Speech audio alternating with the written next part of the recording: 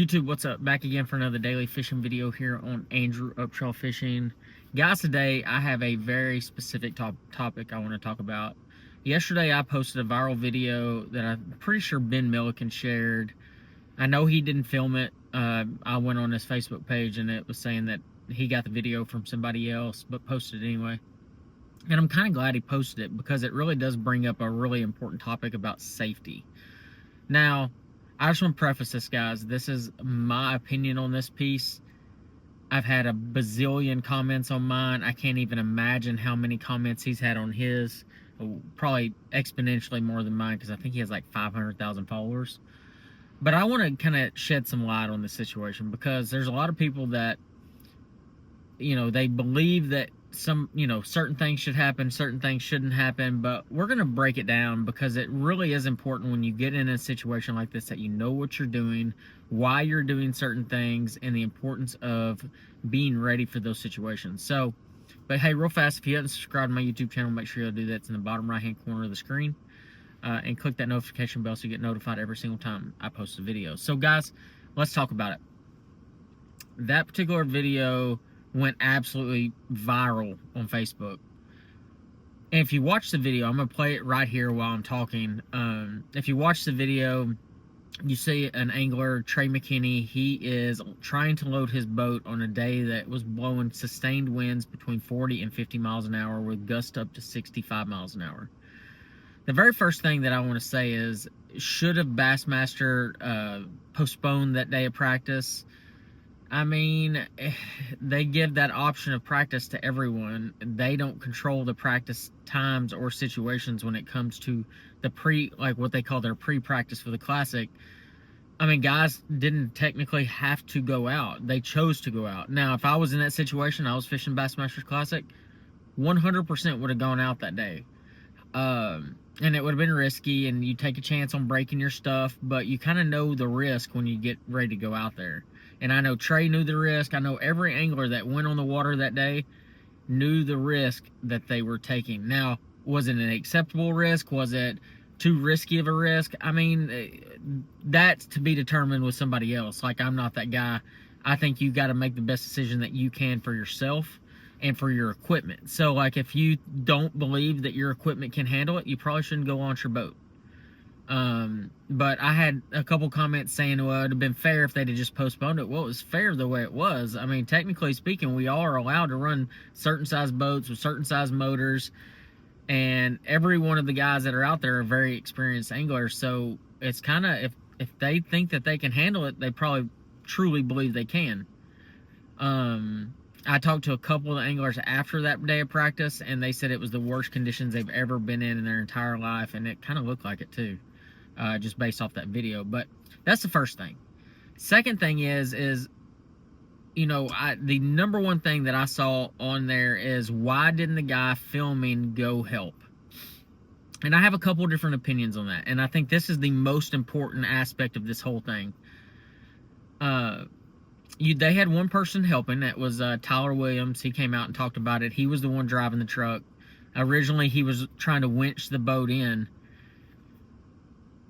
So here's the problem.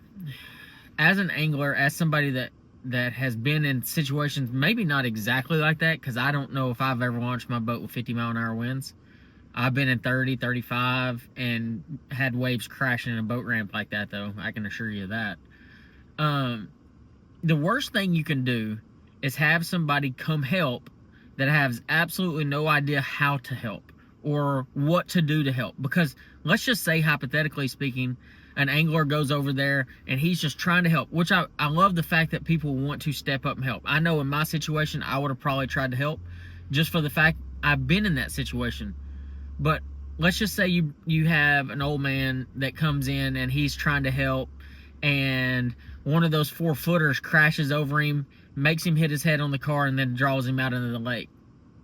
Or what if the boat, as violently as bouncing on that trailer, lands on him and breaks his arm or breaks his neck? Or, like, guys, I know you're like, oh man, that won't happen. In situations like that, crazy stuff like that happens. Because when you deal with an insane situation like that, it is really difficult to help. Don't get me wrong, they could have had somebody trying to winch it on, and somebody driving the truck, but I'll be honest, guys, like, that was just a terrible situation. It is up to the boater in that situation, unfortunately, to try to make everything work. And what I mean by that is you've got to hit the trailer perfectly. You've got to pray that you hit the trailer perfectly. And if you don't, you're on the boat ramp and you're toast. Your boat's going to be sunk. Everything's bad. So you get one try at it. You don't get multiple tries. And as you can tell, these 4-footers, 5-footers are splashing over the back of Trey's boat. That is a no-win situation. He did his best. He lands on the trailer, which is, I mean, a blessing in itself.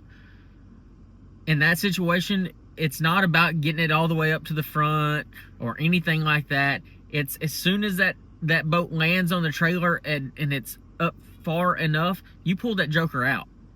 And that's just where you're at. I mean, do you need to try to winch it and like at least hook it? And sure. But in a situation like that where it's so violent and your boat's sinking and, at any given time, a wave picks his boat up off of that trailer and sets it on the boat ramp. I mean, there's so many different things there. So, like, I know where people are at, and they're like, man, like, I ought to help. And don't get me wrong, I don't want people to help in that situation that are not confident that they can actually help in that situation. Because if you get too many people in that particular situation where you're trying to at least land the boat on the trailer, 1,000,000% somebody's gonna get hurt. And then what? Like, I mean, at the end of the day, it's up to the boater and it's up to the truck driver in that situation to just pull it out as fast as possible. Then everybody can come over and help and try to push it on the trailer more, or try to level it out on the trailer, winch it up, whatever they got to do.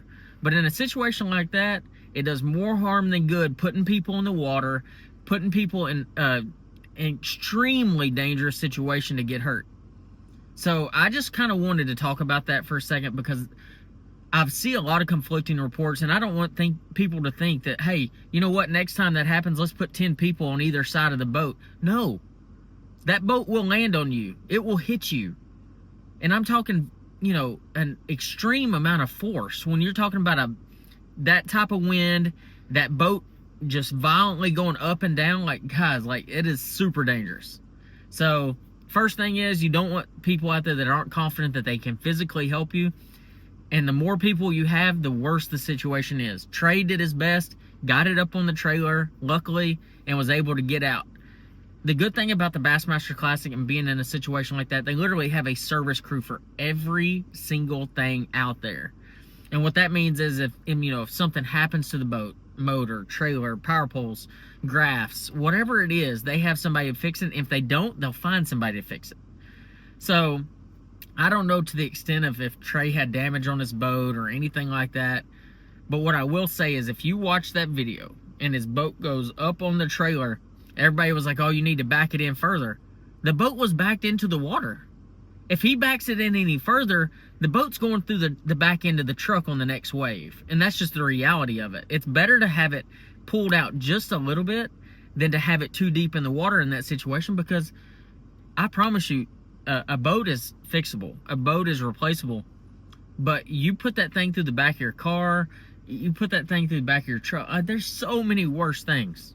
Okay, so kudos to Tyler Williams, kudos to Trey McKinney for doing their best, and hopefully everything works out for Trey in this tournament and he's able to fish. I mean, I feel like at this point, if he wasn't able to fish or something was just so seriously wrong, we'd have already heard about it.